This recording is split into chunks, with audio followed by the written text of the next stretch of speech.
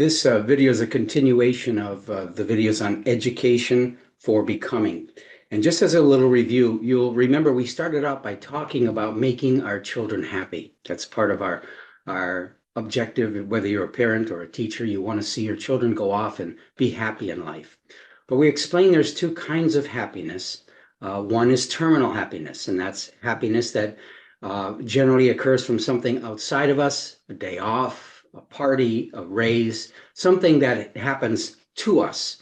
And it's terminal, it ends, it's necessary, it's a part of life to be happy in that manner, but it ends. The other is normative happiness. And if you'll recall what normative happiness is, it's realizing potentials that are within you, specific to you. So it's about your growth, it's about your achievement, it's about your successes. And it's also about your ability to benefit other people, to be a blessing to them, to somehow uplift people whenever you're with them. And if you'll recall, also, it's good to begin these habits, these attitudes early in life, because they accumulate. In other words, the more you have this kind of attitude toward life before you're 12, the more you'll tend to be that way when you're in your teens and then into your 20s. And that this early start leads to productive teen years, productive adolescent years, and we've talked a little bit about that. So what we're hoping is that to help our children have a self-driven life. They're self-determined. They take responsibility for their life. And so things happen, but they know how to embrace life and how to make the most out of it and how to do their best to help other people and embrace other people. Now, a little disclaimer, okay, we can't treat this kind of a character education, we can call it, or attitudes toward life, like a algebra course or a creative writing course where you get a grade at the end of the semester or the end of the year. There's so many things that happen to our children we can't predict. We can't predict the kinds of things they'll run into, the friends they'll make, the jobs they have, the experiences they have are all going to be different. But we can do as much as we can. That's the purpose of these videos, is just to inspire teachers and parents to do as much as we can to set our children on a trajectory of growth and thriving and flourishing and being satisfied, fulfilled, happy in life. So today what I'm going to focus on is the place of a coach. This may take one or two videos, at least one more in addition to this one. And to create some language for how to talk about that, I'm going to borrow from two authors, Grassley and Rosen, who wrote the book, The Distracted Mind. They're both professors at the University of California, one at Dominguez Hills and the other from San Francisco. And they write this about human beings, and I think I'd just read it to you and then comment on it. They say that our ability to establish high-level goals is arguably the pinnacle of human brain evolution. High goals, the pinnacle of human evolution.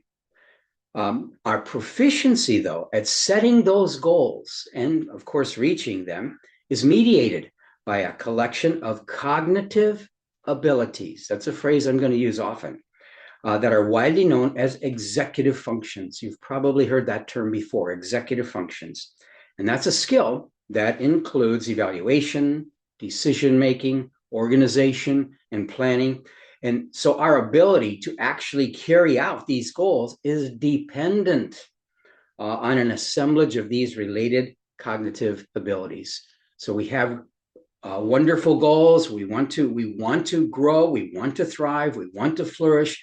We want to also benefit the lives of other people. That's our attitude toward life, is to grow and to thrive. But without cognitive abilities, that's the ability to control that drive toward its fulfillment. We need cognitive abilities. And so now let me explain the role of coach in this, because here are our children. They're wired on the one hand to grow, and to grow, they have to learn how to be goal-oriented, how to develop stamina, how to be focused, how to have attention, how not to give up, how to do hard things, how to work. I think we all know you want to make progress in life, you have to work. And that work's usually a struggle. And the higher the goal, the greater the struggle. That's all a part of having cognitive abilities. But at the same time, there is constant interference. And what the interference comes sometimes from outside. It can come from technology. It can come from the world of entertainment. Live for the weekends, live for fun, live for enjoyment. Not that we don't need it. We need fun, we need enjoyment. But when you live for it, your goals don't get fulfilled. So it interferes with our goal-oriented mind, our goal-oriented brain. We want to help people, but very often we're selfish, self-absorbed. We worry first about our needs. We're worried about our feelings. And so we don't take the initiative to help where we could help or benefit people when we could, or we have a bad attitude because we're in a bad mood. See, these are all pieces of interference that affects when we set a goal, affects our ability to carry out that goal. And that's going on inside of all our children. And that's what I emphasize. Children, they don't know how to navigate the goal-oriented cognitive abilities that comes top down, but all of the interference that's either inside of them or outside of them. They're children. They don't know how to navigate that. So most of the time, they're going to succumb to their lower instincts. What a coach does, whether it's a teacher, whether it's a parent, a mom or a dad or a coach at the YMCA, they are taking the job of helping children navigate those internal conversations between wanting goals, knowing what has to be done, persevering, pushing, working hard. But the other hand, there's always something saying, not today, let's do that tomorrow. That's too hard. Let's go play. That's going on all the time. What a coach does is they help them, just like you as an adult, you navigate between my goal-oriented mind and all the cognitive abilities I need and the interferences. And we'll talk a lot about how that coaching job really can begin as early as kindergarten and go all the way up until the end of the teen years, even into the 20s. Still, people need help. The nature of the coaching job changes, obviously, from kindergarten all the way up to the late teens and early 20s. Nevertheless, they need support.